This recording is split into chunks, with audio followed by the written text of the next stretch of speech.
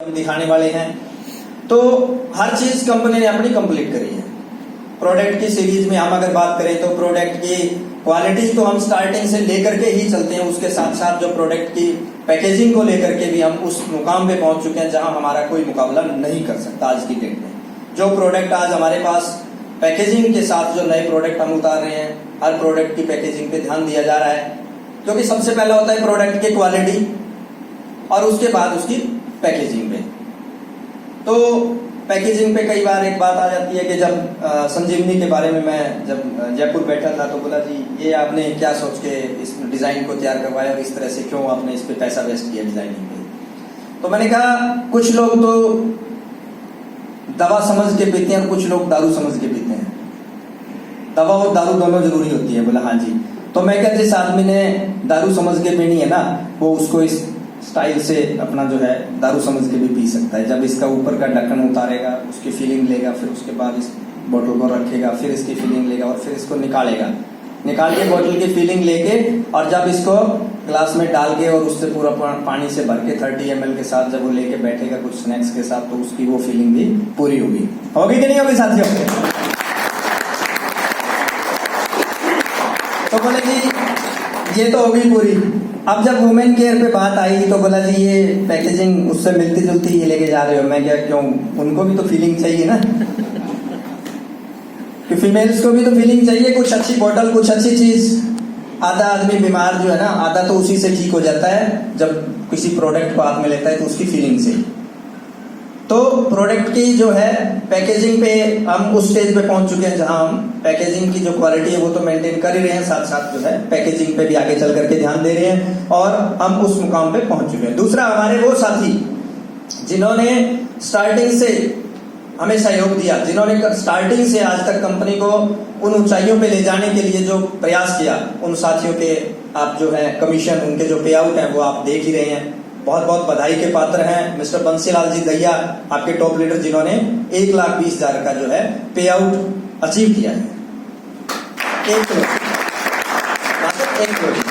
तो ये एक आप सबके लिए उदाहरण जो है बाहर के देने की जरूरत नहीं है। आज से 2-3 मीटिंग पहले जाएंगे तो हम अपने पास 1 लाख से ऊपर के उदाहरण देने के लिए हमारे पास नहीं थे, लेकिन आज 1 लाख से ऊपर के उदाहरण देने के लिए बंसीलाल जी दहिया हैं। बलौट से अपना बलदेव सिंह जी हैं, जिन्होंने 2 बाइक विन करके 1 लाख प्लस की इनकम इन्होंने ली है। साबराम जी शर्मा हैं, जिन्होंने 70,000 से प्लस की इनकम ली है। तो ये साथी हमारे साथ जो बाइक विनर हैं, एक अच्छी इनकम के साथ आपके सामने उदाहरण बैठे हैं। हम कहते हैं एक चंडीगढ़ का बंदा है जी, वो 5 लाख रुपए कमा रहा है फलानी कंपनी में। किसने चंडीगढ़ देखा, किसने बंदे को देखा है कि नहीं है, और कैसे कमा रहा है? एक चीज मैटर ये भी करती है कि कैसे कमा रहा है। क्या वो प्रोडक्ट सेल करके कमा रहा है, या वो बाइंड्री में पूल बना करके लोगों को जोड़ के और उनपे 1 लाख रुपए का एक बार में ले लिया बस? नहीं, हमारा साथी जो है वो प्रोडक्ट सेल करके कमा रहा है। आपके सामने है ये चीज, रियलिटी है ना। हमारे प्लान के अंदर एक चीज आपको जो चीज दिख रही है वो एक सिर्फ ये दिख रही है कि इतना प्रोडक्ट सेल होगा, इतना कमीशन आएगा, हम उससे बाहर नहीं जाएंगे।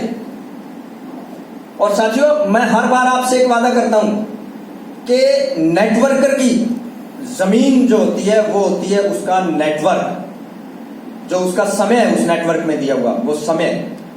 मैं आपसे सिर्फ एक ही वादा करता हूं हमेशा कि वो जो जमीन है वो आपकी कभी खराब नहीं होने दूंगा।